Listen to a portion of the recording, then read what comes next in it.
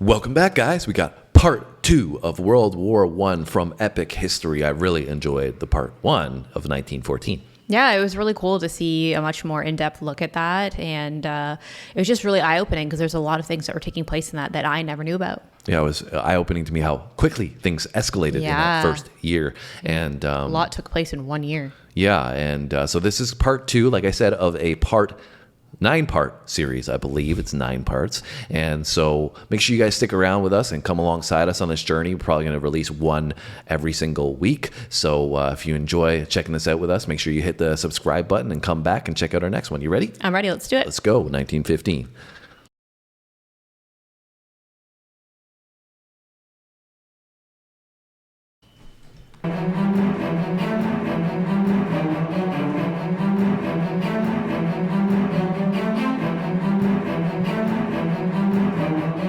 January 1915. World War I is just 5 months old, and already around 1 million soldiers have fallen. That's crazy. A war that began in the Balkans has engulfed much of the world.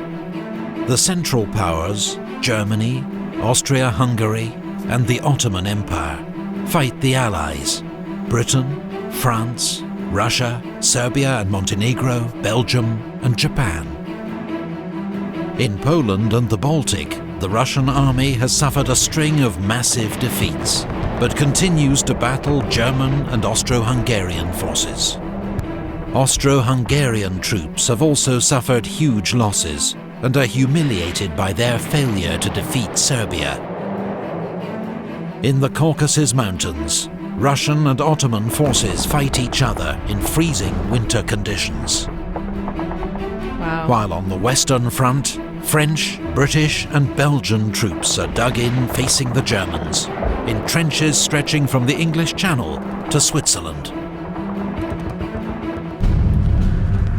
Trench warfare. As part of the world's first strategic bombing campaign, Germany sends 2 giant airships known as Zeppelins to bomb Britain. They hit the ports of King's Lynn and Great Yarmouth, damaging houses and killing 4 civilians. At sea... So that's pretty crazy as well, right? Airships. This right here on the screen, right? And you don't even hear them talked about anymore, right? No. They were, I think, the evolution, of... Well, now because they drop bombs from just like regular planes, Yeah, that's right? what I'm saying, right? So we had airships. I think that they were very similar to blimps at the time. Okay. And I think even people had traveled around on them, like for commercial travel purposes, and people would like go on them for luxury and all that stuff. But I'm not sure. I just remember seeing a visual like that, and it was, like I said, in light of what airplanes do today, that's what a lot of those things were doing back then. Interesting. Killing 4 civilians. At sea, at the Battle of Dogger Bank, the British Navy sinks 1 German cruiser, but the rest of the German squadron escapes. Command of the seas has allowed Britain to impose a naval blockade of Germany, preventing vital supplies, including food, from reaching the country by sea. Germany now retaliates with its own blockade. It declares the waters around the British Isles to be a war zone, where its U-boats will attack Allied merchant ships without warning. Britain relies on imported food to feed its population. Germany plans to starve her into surrender.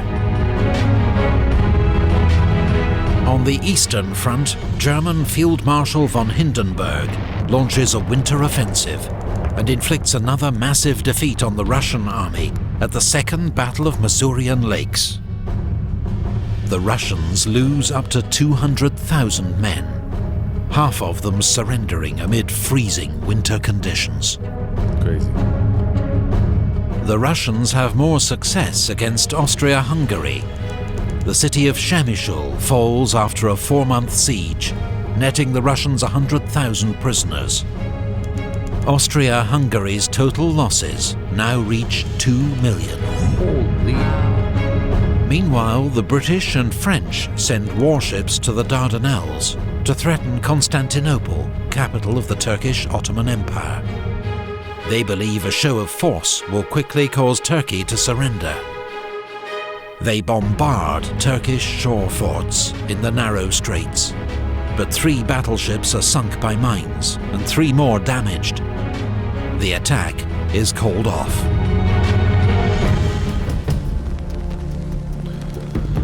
So it's just interesting, like you see Russia there, right, getting attacked by Germany, and that's the northern side, but getting attacked on the southern side as well. Turkey. You know, with that huge border that they've got to defend, which is still true today, right? It's such a massive border, but Yeah, it's huge. yeah, but you know, at that time, you know, you probably had to do it more manual.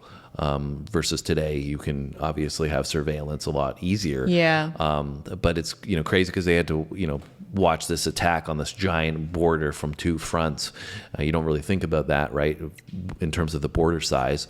And even Turkey, right, going through this early process, like I don't even remember them being mentioned much in terms of World War. You know, I don't like either. between World War I and World War II. I don't really remember their name being said all that much. No, me either. I remember a lot of Germany and Austria-Hungary. Yeah. But not Turkey, really. Off.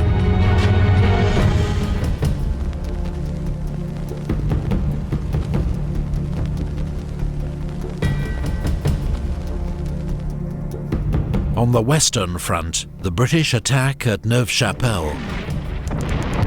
But the advance is soon halted by German barbed wire and machine guns. British and Indian units suffer 11,000 casualties, about a quarter of the attacking force. 6 weeks later, at the Second Battle of Ypres, the Germans attack with poison gas for the first time on the Western Front. A cloud of lethal chlorine forces Allied troops to abandon their trenches. But the Germans don't have enough reserves ready to exploit the advantage. Soldiers on both sides are quickly supplied with crude gas masks, as a chemical weapons arms race begins. The Allies land ground troops at Gallipoli, including men of the Australian and New Zealand Army Corps, the Anzacs. Their goal is to take out the shore forts that are preventing Allied warships reaching Constantinople. But they immediately meet fierce Turkish resistance and are pinned down close to the shore. The day before the landings, the Ottoman Empire begins the systematic deportation and murder of ethnic Armenians living within its borders. The Armenians are a long-persecuted ethnic and religious minority, suspected of supporting Turkey's enemies. Tens of thousands of men, women and children are transported to the Syrian desert and left to die. In all, more than 1 million Armenians perish. The Allies condemn the events as a crime against humanity and civilization, and promise to hold the perpetrators criminally responsible. To this day, the Turkish government disputes the death toll, and that these events constituted a genocide.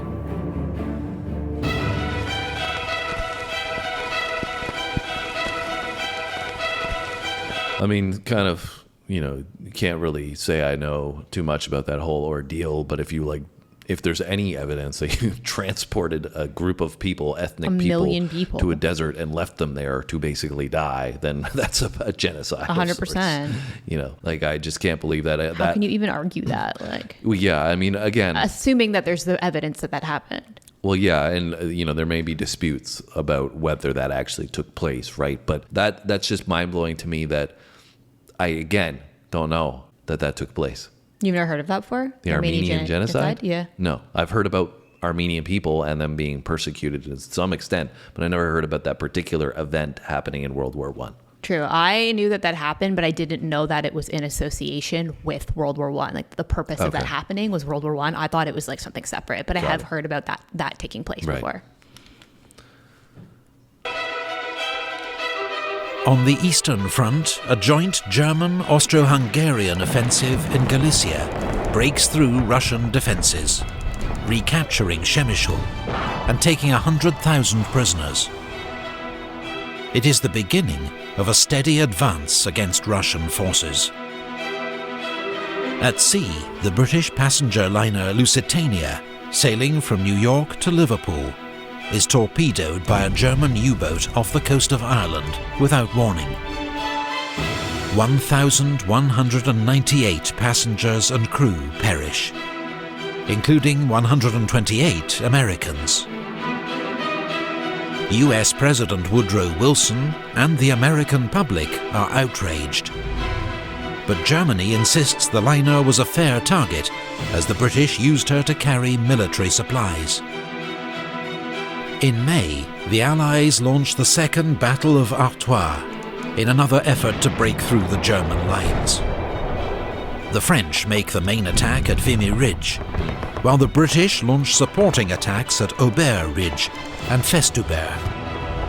The Allies sustain 130,000 casualties and advance just a few thousand yards. That summer, above the Western Front, the Fokker Eindecker helps Germany win control of the air. It's one of the first aircraft with a machine gun able to fire forward through its propeller, thanks to a new invention known as interrupter gear. Crazy. Allied aircraft losses mount rapidly in what becomes known as the Fokker Scourge.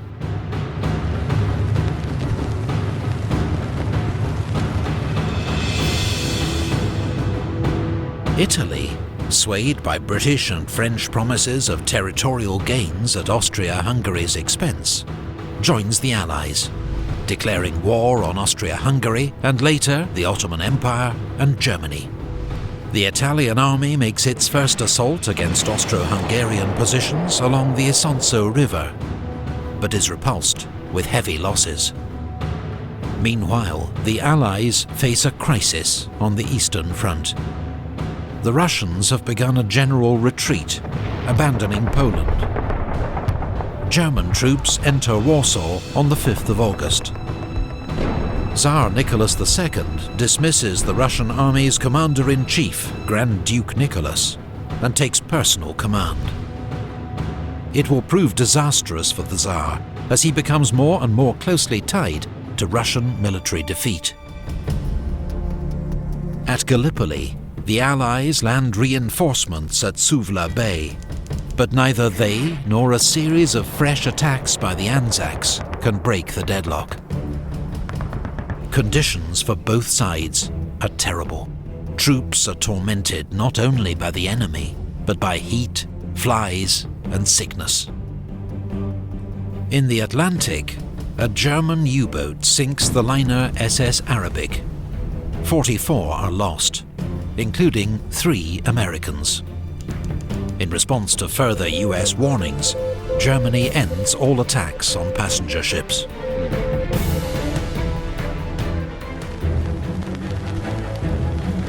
So crazy how Poland just gets stuck in the middle of all this. Yeah. Between World War I and World War II, right? Yeah, they're just right there in the middle. Yeah, between Russia and Germany. We can see now the U.S.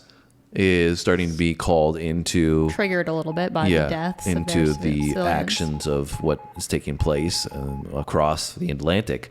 But seemingly a little more strategic than what we saw from World War II, in that Hitler seemed to be a little more erratic and not care as much with some of his strategy if it was pissing off people or whatever. Yeah. Where what we just heard from German leadership there is they basically stopped one of their tactics because they didn't want to bring the U.S. into the war. They're probably thinking we'd rather not have them come against us, so we'll comply to you guys as long as you stay over there and don't get involved. Which strategically, I mean, you obviously don't want to bring upon more enemies than you need to, and one battle at a time type thing. So that makes sense, but I don't know how that kind of played out. I do remember the name Vimy Ridge as well, because I remember Canada playing a role there. So I don't know how that manifests itself.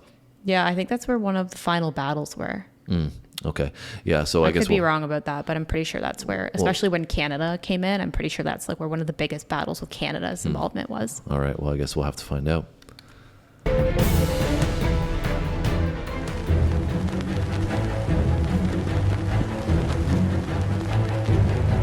On the Western Front, the Allies mount their biggest offensive of the war so far, designed to smash through the front and take pressure off their beleaguered Russian ally. The French attack in the Third Battle of Artois and Second Battle of Champagne. The British, with the help of poison gas, attack at Loos. Despite initial gains, the attacks soon get bogged down, with enormous losses on all sides. Oh my goodness. That's just crazy. Allied troops land at Salonika in Greece to open a new front against the Central Powers and bring aid to Serbia. But the Allies are too late. Bulgaria joins the Central Powers, and their joint offensive overruns Serbia in 2 months. Wow. That winter, the remnants of the Serbian army escape through the Albanian mountains. Their losses are horrific. By the end of the war, a third of Serbia's army has been killed, the highest proportion of any nation.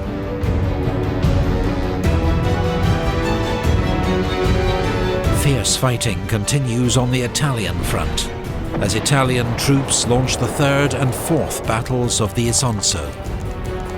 Austro-Hungarian forces, though outnumbered, are dug in on the high ground and impossible to dislodge. In the Middle East, a British advance on Baghdad is blocked by Turkish forces at the Battle of Ctesiphon, 25 miles south of the city. The British withdraw to Kut, where they are besieged.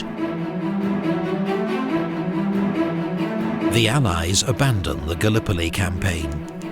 83,000 troops are secretly evacuated without alerting Turkish forces. Not a man is lost. It's one of the best executed plans of the war. The campaign has cost both sides 250,000 casualties. 1915 is a bad year for the Allies. Enormous losses for no tangible gains. But there is no talk of peace. Instead, all sides prepare for even bigger offensives in 1916, with new tactics developed from earlier failures. All sides still believe a decisive battlefield victory is within grasp. Crazy. Epic History TV relies on the support of viewers like you. Please visit our Patreon page and consider pledging as little as $1 per video to help us keep making them. Great videos.